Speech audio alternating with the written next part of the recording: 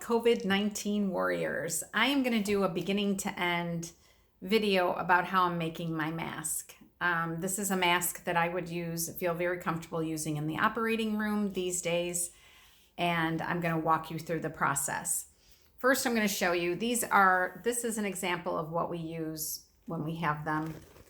These are basically made out of a paper, and you can see how the folds are done here, and they have straps. This is another kind of mask. The folds are done just in sequence. Doesn't matter how it's done, how the folds are done, just so that they can accordion open. And these have the annoying elastic straps.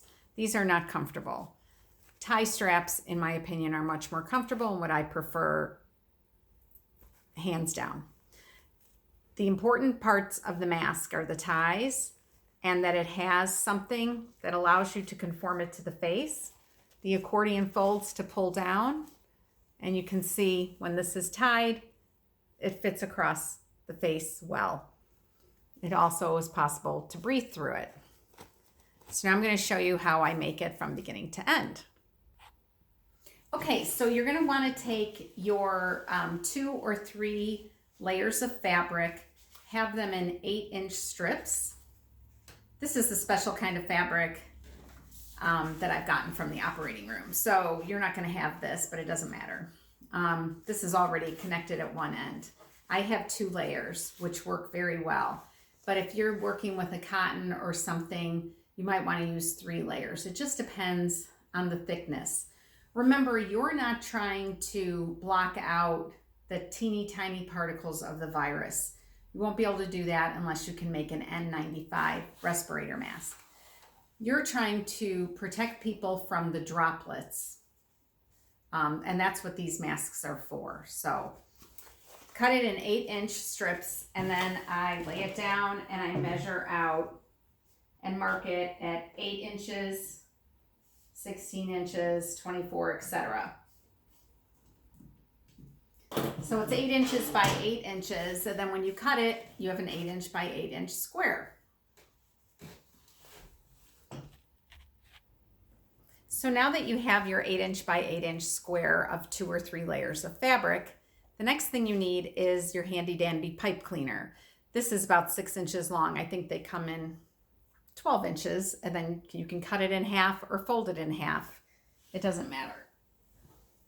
So this is what's going to be used to help the fabric to conform to the healthcare provider's nose, which is a very important process. I prefer this rather than you might see some patterns that are great. They conform wonderfully, but they have a seam down the center, which would concern me if I was wearing it. I don't like the idea of the seam and the holes that the seam makes. Not sure if that's scientifically sound, but just speaking as a healthcare provider, I would not like that.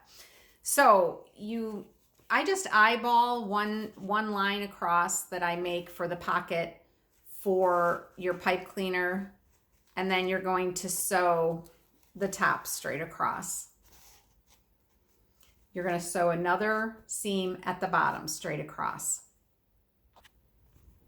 Okay, so here is my 8-inch square, and I've made the pocket. This is where the pipe cleaner is.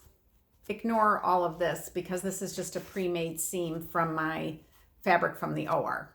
No, just one little line for your pipe cleaner. And then I made a seam at the bottom.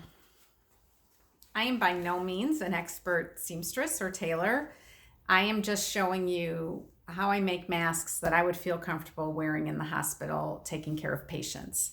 So the next step is the pleating. Okay, so here is the pleating. I've done them in different ways. I was doing them this way with a pleat and then a large pleat in the middle, then a pleat at the bottom. This took time. These masks took me about 8 minutes each, and now I'm getting down to 5 minutes each. So I don't even pin it anymore. I just hold the pleats and sew them. But depending on the fabric that you're using, it'll depend on how easy or difficult that is. So pleat, pleat, pleat. And then down here, you can see I made a mark on either side because my new version of the mask, rather than being straight across like the masks that you saw, my new version is tapered at the bottom. And it fits better across the chin. So it's cut down like that. So I make the mark, it's about 1 inch in from the either end, and I start sewing at that point, and I sew up and around, and I'll show you in a second. Okay, so it's sewn on either side. I just do a starting line and then aim to end up here. You can make this as narrow as you want, which will give you more face mask in the end. This is just the way I have found it easiest to do. I just have like a little, now I can't find it, a little template that tells me what 1 inch in is. I mark it, and then sew it up. Then I'm just going to cut along here to get rid of the excess fabric, and it'll make it neater and easier for people to put on and off. And you've got your pipe cleaner up there. And then I have straps that I make out of the same fabric. Doesn't matter what the fabric is. I just take a 1 inch strip of fabric, fold it in half, and zoom down. These are about 36 inches long.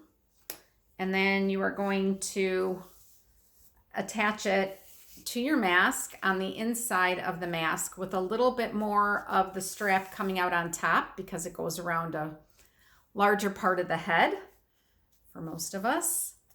And then you're just going to sew down on either side so that it ends up looking like this. So here is my finished product.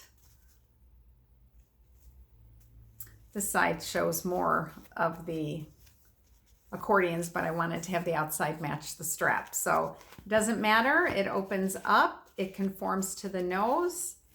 It fits well. This is a great mask. You may have a better way or an easier way to do it. I'm just showing you my way. And I would be very happy to wear this mask. Remember, right now is the time that I'm doing this. New York is the one that's the hardest hit. I think they're getting a lot of resources coming in. I'm not sure where to recommend that you send these because the situation is so fluid. I know that there are hospitals in Indiana that need masks. I know that Louisiana is being very hard hit and Florida probably will be next. I would keep in mind hospitals that are in economically disadvantaged areas are likely to have more problems. So you can always call the Department of Public Health in that county.